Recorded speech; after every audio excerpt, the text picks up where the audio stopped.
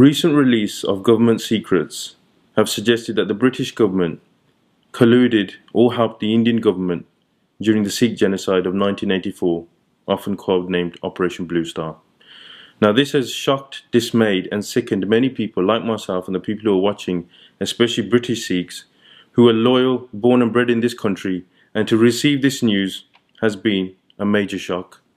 But before we all start shouting out, down, down Indian government and David Cameron, you're a murderer, it's really important that our next few steps are logical and rational, which is why we have to be logical, rational in our approach and the way we see these documents. We've always had anecdotal evidence that the SAS was somehow helping the Indian establishment, practicing on a mock model of Harmandir Sahib in 1982, but this is actual proof and documentation that the SAS and the British establishment were somehow involved. But the question a lot of people are asking, before we get into what these documents mean for us and how we're supposed to view them and the steps that we take forward, people have been asking, how did the Sikhs get hold of these documents? In the UK, there's a law that is called the 30-year rule. That means that yearly cabinet papers are made public 30 years after they were created. So any correspondence the cabinet has had, 30 years later, those are made public. So anything that happened in 1984, for instance, which is what we're talking about now, would be made public in January 2014. When they are made public, they are taken from government department into the National Archives, where anybody can sort of access these documents. This is how we've got hold of these documents. Now, people would ask us, why would the government create such havoc amongst the Sikh community? Why would they risk the wrath of the Sikh community knowing that they colluded with the Indian establishment, if in fact they did? Why would these documents be released? And there's a possible 4 options. The first one is this, that there was a major mess up somewhere. Somebody messed up big time. And they released these documents in the 30-year rule without even considering the magnitude that these would have for the Sikh community. The second is this, that the British government thought that the Sikhs neither have the intellect to find these documents in the National Archive, or they don't have the political clout or the know-how to know what to do once they found them. So they released them anyway. The third one, and this is very likely, is that the British government have nothing to hide. For them, a sovereign nation approached another sovereign nation and said, we need a bit of advice and guidance, so they gave it. And for them, this may be an indication that we have done nothing wrong, so they released these documents. So we've got 2, 3, 4 different reasons why these documents have been released. But the most important thing for us is they have been released, and that's done. We have to deal with these documents and move forward. But what's particularly important to remember is this. The UK is not like Russia that has a massive shredder and shreds all state government papers and gets rid of any evidence of any kind of action they're involved in the world. They're not like India, who violate their own laws and constitution.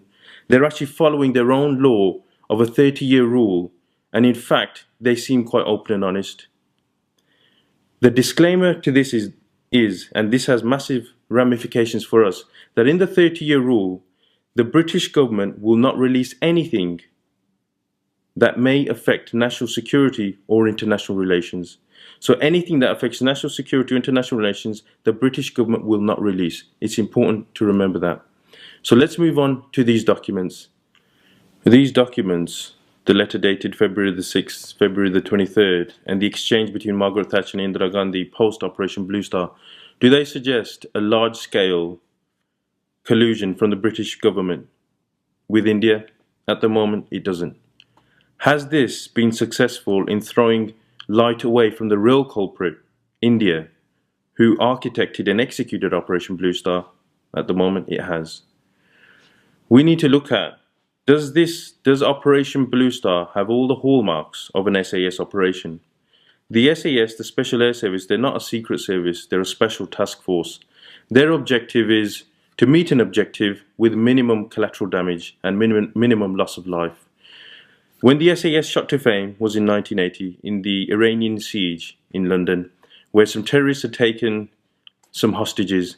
The SAS were used and they were thrust into the limelight, and you can see the video of the siege where they took just 17 minutes to rescue 24 out of 25 hostages, to kill 5 out of 6 terrorists and not lose a single man. So they're a clinical task force. The question we ask ourselves is, with Operation Blue Star, was it a surgical expert operation that didn't have any collateral damage? The answer to that is no. So if India have asked for SAS advice, expert advice, and they've gone over, can we imagine an SAS officer saying, right, what you need to do is destroy the holy temporal seat, Sri Akal Takht Sahib, the Sikh parliament? You need to destroy that. You need to put 300 bullet holes in the Golden Temple. You need to black out the entire media. You need to entrap as many people as you can, but not let them leave. You need to attack on a day when people will be coming from every nook and cranny of the country. You need to use Vijayantara battle tanks. You need to use air-to-ground artillery in a place that is a non-military target and surrounded by civilian population. Is that what we think the SAS would have said to India? Clearly, Operation Blue Star suggests that India didn't listen to any advice that was given to the SAS. Even Brar, who has commented on these latest developments from the top secret documents, he himself has said that we didn't need SAS expertise and they didn't give it to us. He's very much proud of the fact that 5,000 innocent Sikhs were killed in Operation Blue Star, and he wants to take full credit for it. He says, we didn't take any SAS help. The only thing we did have was Kevlar bulletproof helmets from Israel. Maybe we had that kind of international help. Otherwise, we had none. Here, it is important as a small footnote to note this. General Brar has recently been in the UK and he's been telling everybody on radio interviews, on the BBC Asia network and the media as a whole, that Operation Blue Star, I was following direct orders. All I was doing as a Lieutenant General, I was following orders. At the same time, this week he has said that I can categorically say that the SAS and the British government did not help us in attacking Harmandir Sahib during Operation Blue Star. If you are a Lieutenant General who is only following orders, how do you know what is happening from cabinet to cabinet and government to government? This is the question we like to ask as a small footnote to Brar. So, based on this, what can the Sikhs, with these revelations, because we're not saying that Britain's totally exonerated in this, what we're saying is, what kind of things can we ask the UK government now? What legitimate questions or accusations can we make from the British government? The first request we can make from to the British government is full disclosure. Now, if you have nothing to hide, and if all your SAS operative had done was go from this country to that country and offer some advice and guidance, then honestly you have nothing to hide. But as we know, anything that we do in life, especially in our working life, whether you're a teacher or a nurse or a doctor or a taxi driver or a market trader, you have to have documented evidence. You have to have minutes. You have to have, even for the most small meetings, most insignificant meetings, we have minutes, we have documented evidence. Are we supposed to believe, if the British government tell us, that there is no report on what the SAS soldier told India to do? If he has been sent by this country to India to give them advice and guidance, surely he has documented the report and his findings. He would have taken a recce of Amritsar. He would have taken a recce of Harmandir Sahib. He would have made an analytical finding on Sant Bhindranwale's threat and the threat that other people posed. He would have looked at the complex. He would have looked at how heavily armed or how lightly or poorly armed are the Sikhs. He would have documented this and he would have put this in a report. On return to Britain, his commanding officer would have asked for that report and Margaret Thatcher would have asked for that report. What we are saying is this: if these documents are suggesting that an SAS operative went to India and you have nothing to hide because he offered only advice and guidance, then please show us the report. We know it exists. Show us the report that published his findings. Did he ask the Indian government to lay siege to Harmandir Sahib with heavy artillery, or did he merely say, use espionage, use sabotage? If Bhindranwale is the man you want, poison him. Go on a rooftop. He's easily accessible. He does his speeches from the rooftop of the Langar Hall. Take him down with a sniper. Or did they say, look, we've been there, we don't want to get involved. If you tell us that you cannot offer the SAS report and the findings that he had, you clearly have something to hide. Clearly have something to hide.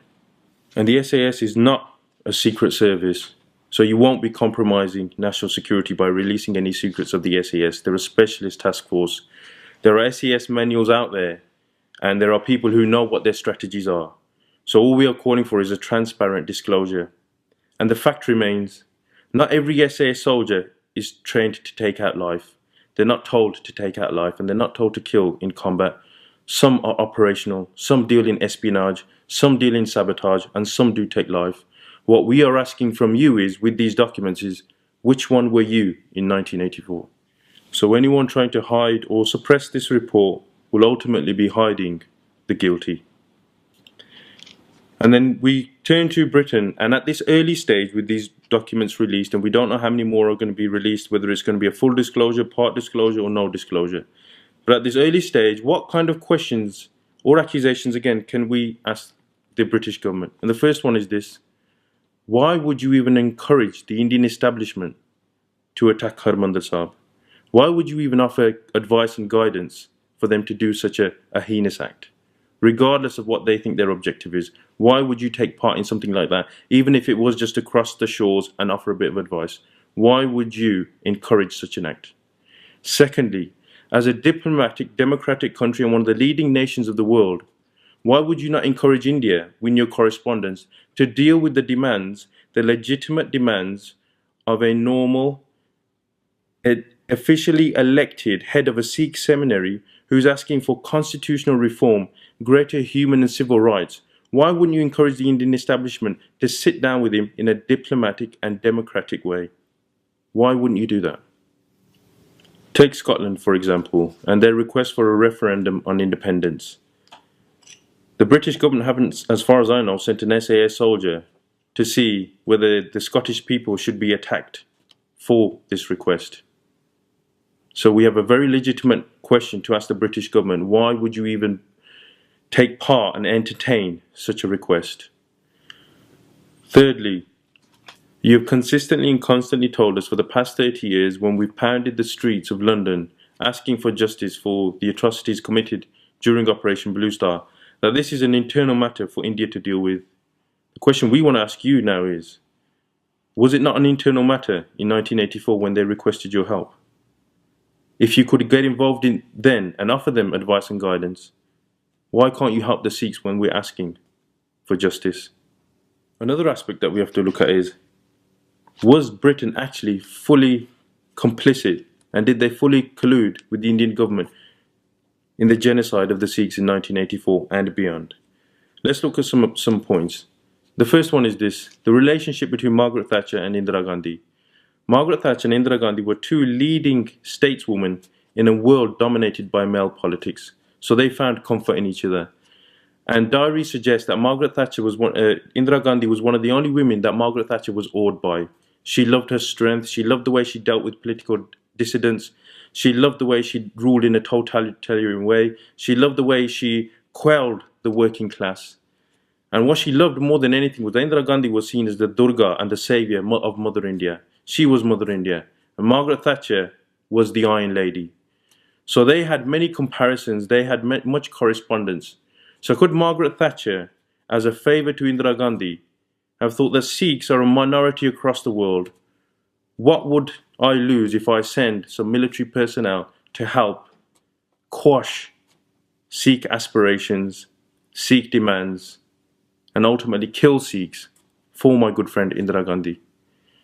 So we have to look at this relationship, and if you go on and you can do many searches on the internet of how Indira Gandhi and Margaret Thatcher often sat with each other, and Margaret Thatcher commended Indira Gandhi in 1982 at the time where Sikhs were being stopped to go to the Asian Games. They were being frisked, they were having their turbans taken off, they were being harassed, embarrassed, some were being beaten.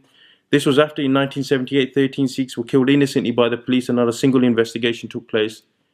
This is after a human rights report in 1982 said that Indian police officers routinely arrest Sikhs and molest Sikh women. In 1982, and in 1982, Margaret Thatcher made this comment that Indira Gandhi is an esteemed leader of a major democratic nation. So we can see that there's a relationship there, and in this relationship, was Margaret Thatcher willing to sacrifice 5,000 Sikhs in 1984 to better her relationship with India, an up-and-coming trading nation?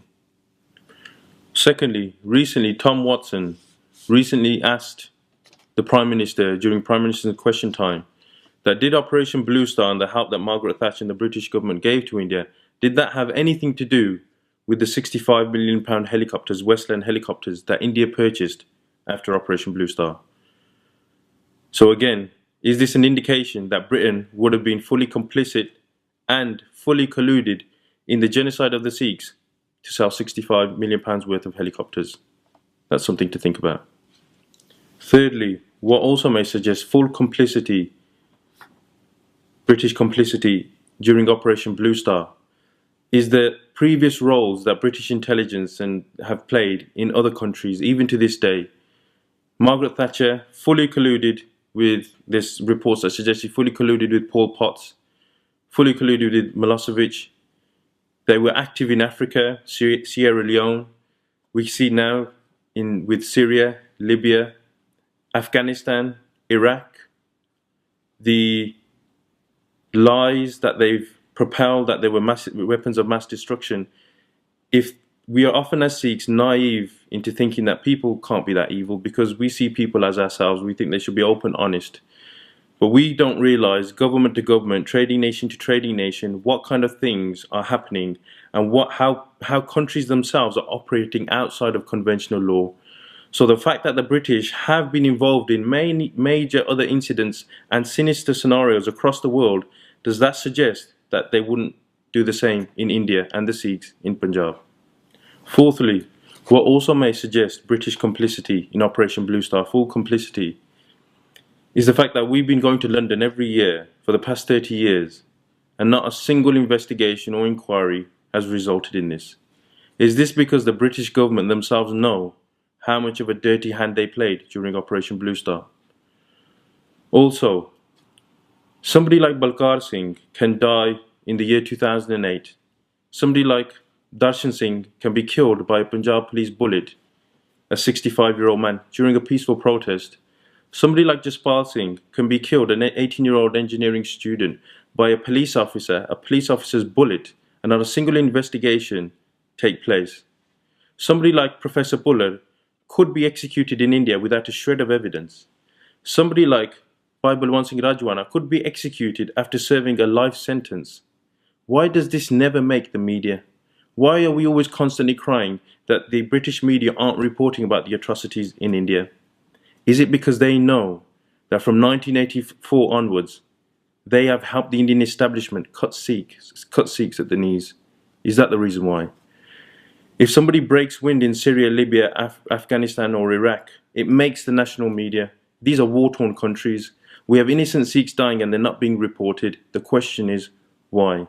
Is it because you have been heavily involved in the Sikh genocide? In saying this, are we taking away the limelight from the real killer? Because a gun and a bomb is nothing unless somebody is pulling the trigger or detonating the bomb. Now, India have used armaments from many different foreign countries. They've used Kevlar bulletproof helmets from Israel. They used howitzer guns from Russia. They used Boflor air rifles from Sweden. They have a whole host of armaments, Mirage aircraft from France. Do we blame the countries that are selling these armaments to India in a legal way, or do we blame the country that's using these armaments against their civilian population? This is something that we have to remember, because it seems that with these documents are throwing away the light from the real culprit, the real killer and the real murderer, is that it doesn't matter whether they bought armaments from any which country. It doesn't matter. It's the person who's using this that is at fault. This is the person who has to be tried. This is the person who has to answer our questions. By the same token, if a Westland helicopter, £65 million Westland helicopter deal resulted in SAS collusion and British collusion on the attack on Harmandir Sahib, does that mean then, if Russian howitzer guns were used, does that mean the KGB were involved in the attack on Harmandir Sahib? If Kevlar bulletproof helmets were used from Israel, does that mean Mossad was involved in attacking Harmandir Sahib? If armaments from Germany were used, does that mean the Federal Intelligence Service of Germany was also complicit? Does that mean Delta Force from America was also complicit? Is there a massive array, network and collusion of countries that came together in 1984 to strike a blow at the heart of the Sikh community? How many countries, how many intelligence services, how much artillery was needed for one man asking for civil and human rights and 150 other men who were starving, outnumbered, poorly armed, without electricity and water? Something to think about. And I mention Sant Janel Singh Khalsa Pindramale because whether these documents show complicity or they don't show any complicity, whether they show some unwitting help or unwitting help, whether they release an even bigger can of worms or it puts a lid on the can of worms, what these documents suggest for me on a personal level and a lot of people out there is this: that regardless of whether we find out whether the British helped India in a substantial way or in an advice and guidance way, what these documents do unequivocally prove is this: the exoneration of Sant Janel Singh Khalsa Pindramale. For many decades, this lie has been peddled that Operation Blue Star was all about one man and we had to get him out. And it was a last-minute decision, a last-ditched attempt to restore law and order in Punjab that was spiraling out of control because of this one terrorist. Even Brar and all these other people are saying, while it was a last-ditch attempt, I had to catch a flight in that same week. I had to go straight to Chandigarh. I was debriefed and I was ready to roll. And it was all a last-minute decision. Well, this correspondence comes from February 1984. That doesn't suggest that this was any last-minute decision to attack Harmandir Sahib. This suggests that it was a calculated, premeditated, pre-planned genocide of their own civilians. These documents completely exonerate Sant Pindramale, and it's a chance and an opportunity. We all have friends and family who say, yes, we agree that 150,000 Sikhs dying in the last 30 years is no good thing, but it's all down to one man. This now is a game changer. This is a complete game changer. This is a time to tell your friends and your family and all those people who are mentally conditioned to blaming themselves for their own genocide and blaming Sant Pindramale for our genocide, that this blows that information out of the water completely. At the same time, and building on this notion, the reason why we're asking for a full disclosure is we can backdate a chronology of events. When was the first time Indira Gandhi contacted Margaret Thatcher and asked for any kind of assistance or let her know that there were political dissidents in Punjab asking for certain rights? Was this 3 years ago? Was this in 1981? Was it in 1982? Was it in 1983? Because there is anecdotal evidence that the SAS were present in the Dehradun valleys in 1982, practicing on a mock model of Harmandir Sahib. If this is true, this is why we're asking for full disclosure, then we are uncovering a very deep-seated conspiracy, because Sant Janel Singh was nowhere near even Nanak Niwas or Sri Akal Takht Sahib as his residence, nowhere near in 1982. If this is the case, then it clearly suggests the Indian government wanting to give the Sikhs an unforgettable, bloody, bone-breaking punch on the nose that would then propel them into defending themselves, where then draconian laws can be put in place to suppress them even more. This is why we ask for a full disclosure, and we ask, when was the first call made, when was the first correspondence made, and what happened thereafter? What we have probably learned from this video is that this is a very complex case, and with the release of these documents, they've thrown more questions than they have answers, and we're probably at the closer of the beginning of this investigation than we are at the end. But to move forward a bit, as you can see, the importance of a full disclosure, how important it is, let's just move forward a bit to see what kind of steps can we take, because we've been attending some youth meetings and some suggestions have been thrown out, and let's just share them with you. One of the suggestions is, do we have civil unrest in London? Do we have civil unrest from the Sikhs in Britain. It's possible. But at the same time, would we be playing in the hands of the Indian establishment by severing our ties with this government? That's something to think about. Secondly, some people have been suggesting that we disengage with British politics and we boycott the Tory party. On the other hand, do we engage more in politics? Do we enthuse the next generation to engage in politics so we can influence change and we can get results? Again, that is something to think about. Thirdly, and this has been bandied about not just by the youth in meetings, this has been bandied about by absolutely everybody. But as Sikhs, we often use nice little terminology, but we never think about what it means. We have been asking for an international independent inquiry into British involvement. That sounds nice. Let's think about what that means. We are essentially, firstly, let's ask ourselves, who are these independent international people? Are they the heads of states? Are they the prime ministers? Are they the presidents? Who are they? Secondly, are we really led to believe that Obama, Putin, people who have their own secret service, people who have their own covert operations, who operate outside the law, outside conventional law, and do things, they exist but they don't exist, they have their own files, they have their own classified files that they would never show anybody. Are we led to believe that we can impress Obama and Putin and other world leaders to come to David Cameron, knock on the door and ask him to open the vault and show us all your deep dark secrets because the Sikhs have asked us to? Is this a plausible, logical, rational request? It's not. So we have to go for smart targets. We have to go for something that's achievable in the here and now. And that isn't for an investigation by the Tory party. We have to impress on people, and you use your Facebook and you use your Twitter, you use your MPs to say we want a cross-party backbench independent inquiry into how many of the documents there are, how many of the documents exist. Because if there's one thing that Sikhs deserve in this country, there are answers. We have been told by people that don't sever your relationship with the British. We have a special relationship with Britain. Sikhs and Britain, we go hand in glove. And we shouldn't sour that relationship. We shouldn't let India let us destroy that relationship. But you also have to ask yourself, what relationship are we talking about? We had a perfectly amazing, functional, cosmopolitan Raj that nobody had ever seen before. That's Maharaja Ranjit Singh's empire. The British landed on the shores and took that away from us. Despite the fact that they took that away from us, in 1897, when Sikhs were fighting for the British Empire, they were stationed in Afghanistan. We all know to this day, Russia, America, the UK, they've not been able to conquer Afghanistan.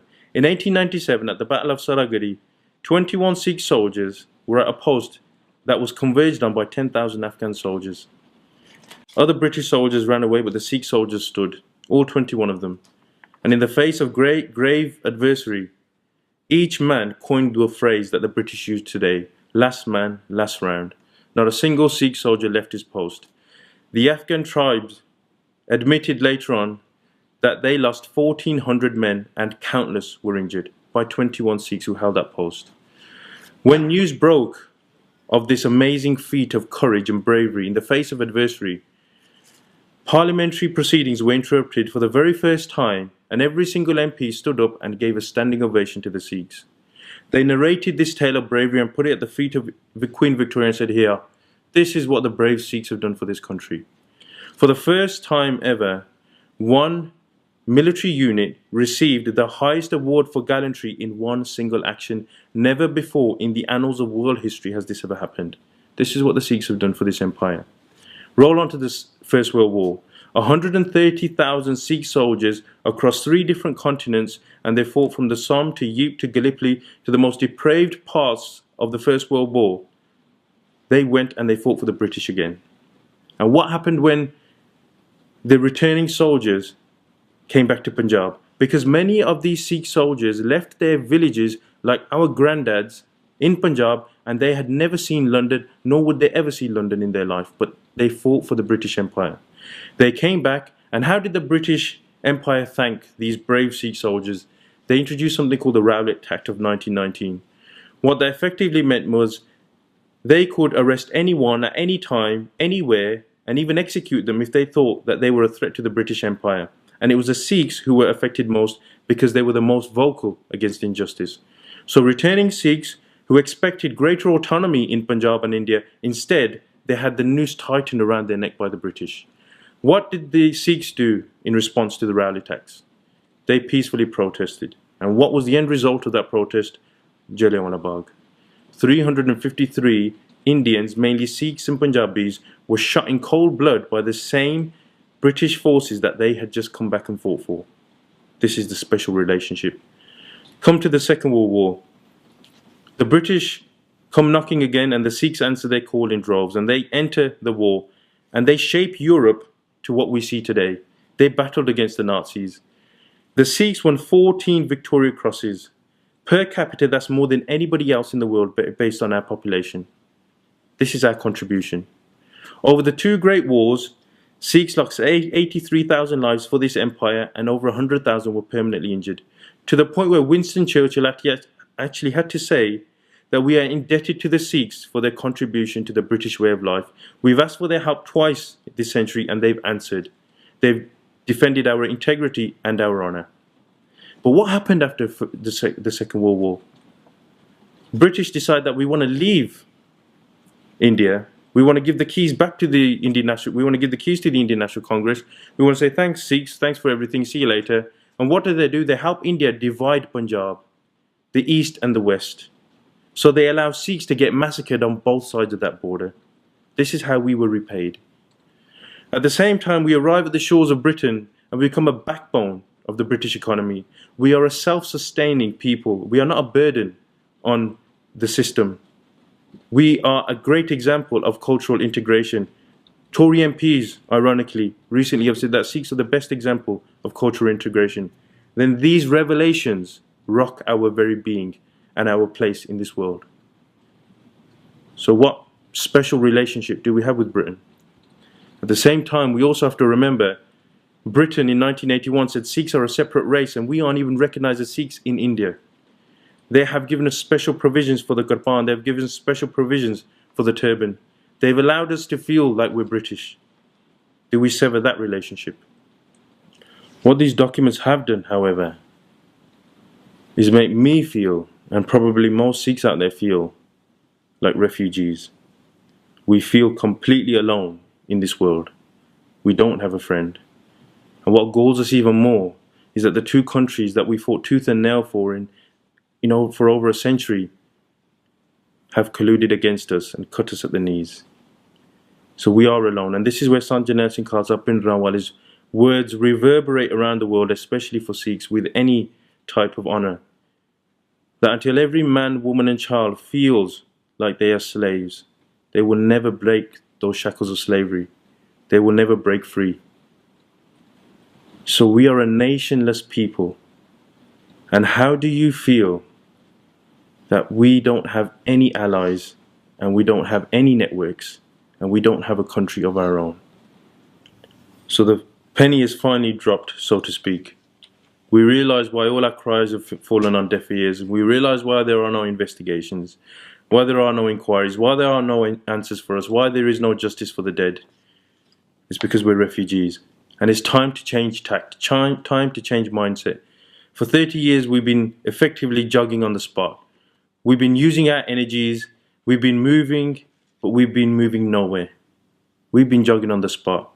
We have been essentially asking one government, who clearly doesn't care that much about us, to go and approach another government, who cares even less about us, to go and give justice to the genocide that they have committed and covered up. The definition of madness is doing the same thing over and over again, hoping for a different result. It's time to change tact. One of the positives that have come out of these revelations is that how do you pacify a community? How do you make them content? You make them rich. We, born in this country, we've entered that rat race of degrees, jobs and houses and cars.